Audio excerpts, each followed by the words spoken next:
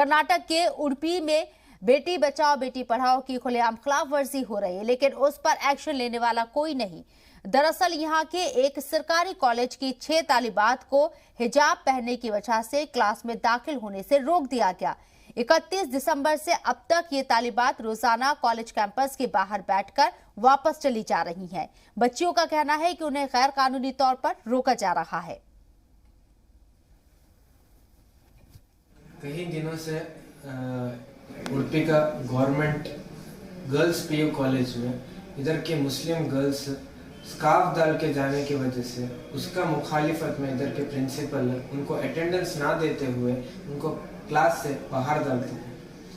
इसको उनके पेरेंट्स इसका रिलेटेड बात करने के लिए प्रिंसिपल के पास गए तो उनको उधर सोल्यूशन नहीं मिलने की वजह से कंटिन्यूसली 3 डेज उन्होंने प्रिंसिपल के पास जाके सोल्यूशन नहीं मिलने के रीज़न से उन्होंने कैंपस फ्रेंड को ये चीज़ रीच कराते हैं।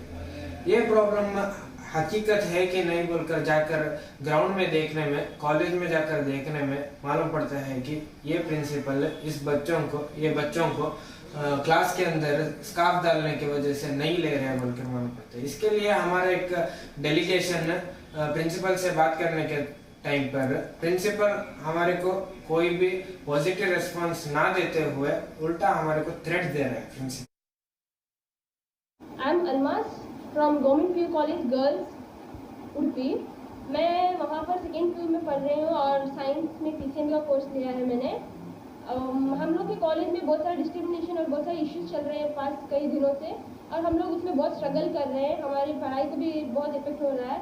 हम लोग अभी हिजाब के लिए हम लोगों का बहुत स्ट्रगल चल रहा है, जो कि वो कह रहे हैं कि हिजाब अलाउड नहीं है, बल्कि ये हमारे कॉन्स्टिट्यूशन का एक हिस्सा है, मतलब एक राइट है हिजाब पहनना। ये एक कुछ रिलीजियस एक्ट का ये कुछ नहीं है।